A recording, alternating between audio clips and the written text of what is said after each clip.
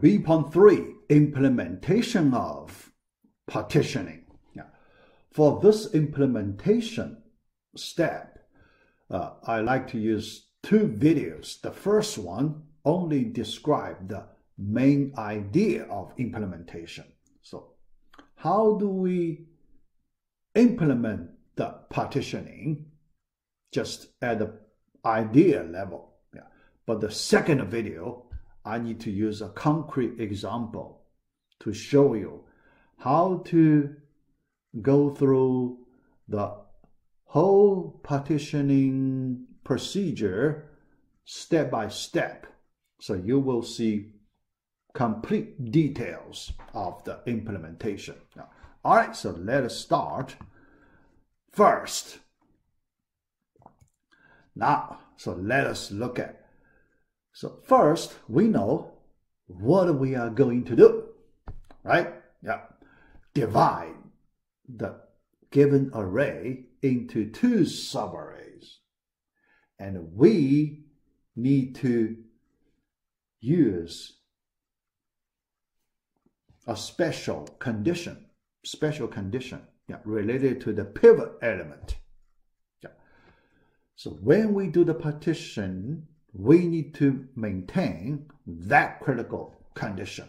All right, so let us start. Straightforward implementation. The first time, we just make it happen. It may not be the best solution. Somewhere still not quite right, but we get the main part of the requirement, pretty much there. Then after that, we want to improve it. All right. For that purpose, so we need to use two auxiliary arrays. That is our first try.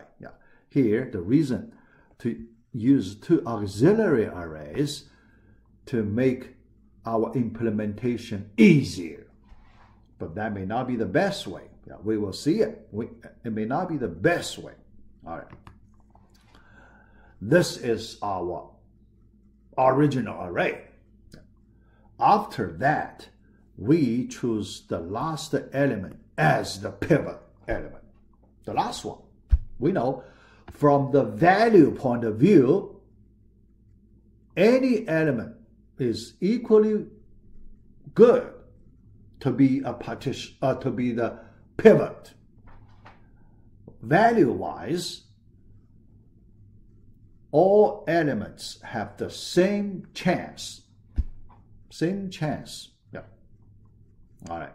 But position-wise, the last one or the first one are the best. All right. So now we have this arrangement. Next, now we scan the array from left to right. Scan once. But when we scan, we do elements arrangement in this way. All right. So remember, we use first auxiliary array, the first auxiliary array, and the second auxiliary array. All right. We're using this way.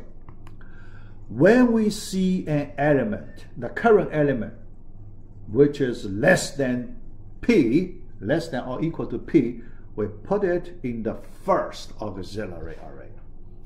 If we see the value of an element is greater than P, we put it in the second auxiliary array. Is that simple? Yes. Pretty straightforward. Very simple. Very straightforward. After we complete the scan, we go through all the elements except the last element, pivot P. Then we have two subarrays, right? That satisfy our critical condition. These two inequalities, that is our critical condition. At the end, we copy these two subarrays, the values, elements from these two auxiliary arrays back to the original array. Yeah. We get what we need, right? We get the requirement of partitioning. Yeah, we have that. All right. So now the question, is this solution acceptable? Yeah, we want to see if it is good enough for our purpose. Yeah. Here we notice there is a space problem. When you use auxiliary array, you use a lot of space, right? You use too much space here. You need pretty much the same amount of space used as the original array. That's a lot. If you have large data size, you almost double your data size, right? In your computer memory. That could be a problem, right? Yeah. Because you do not need to use that much space. You can save a lot of space. Yeah. So from that point of view, you should improve it. You should mainly try to save as much space as possible. So that is also important. All right. So the next thing we need to do, we want to eliminate the auxiliary arrays. Can we do the partitioning without using auxiliary arrays? Although it is a little harder, but it is important, right? The gain is big. The gain is really important. So we want to do that. We want to eliminate the auxiliary arrays.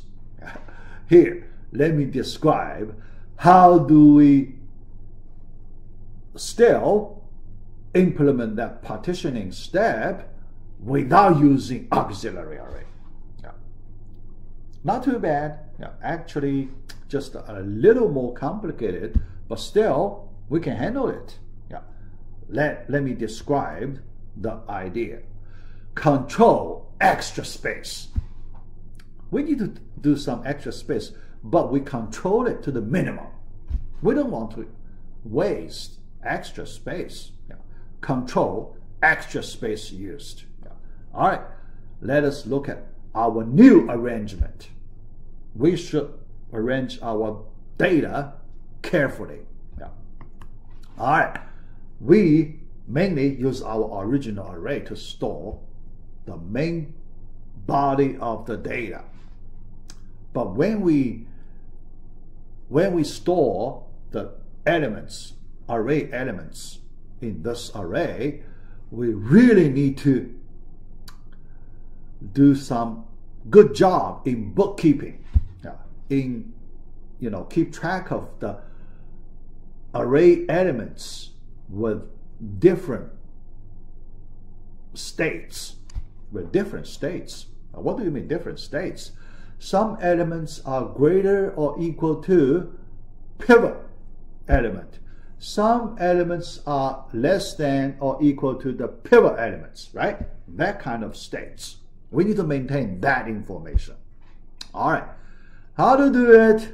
Here we create or we define some special regions. S region, S corresponds to less than or equal to the pivot. Yeah. Smaller or equal to the pivot element. All right. L region, larger, yeah, larger, greater than the pivot element, L region. Then there is a U region, unprocessed, right? Yeah, because at the beginning, all the elements are unprocessed. So we should have a region to hold all the unprocessed elements. So 3 regions we need to maintain. Yeah. All right. When we start for the A subarray, that corresponds to the S region. Yeah. But all right. Similarly, the B subarray, it corresponds to the L region. Yeah. But when we start initially, these 2 regions are empty, yeah, because we haven't processed any element, right? So they are empty. Then later, after we processed more and more elements, then we grow these 2 regions. Yeah. All right. For the unprocessed elements in the U region, initially, it contains all the elements except the pivot element. The whole array except the pivot element. Then, after we process elements one by one in that U region, we reduce the size of the U region until when we finish processing all the elements, it's empty. It's empty. Yeah. So here you can see the whole partitioning step becomes, how do we grow 2 regions, S region and L region, and shrink the U region?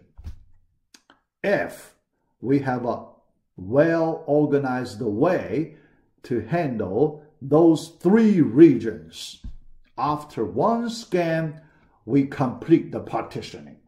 Yeah. That is main implementation details. Yeah. And in the next video, B.4, I will use one simple example to show you how to work out the details for this whole partitioning step. All right, so let us stop right here. Yeah.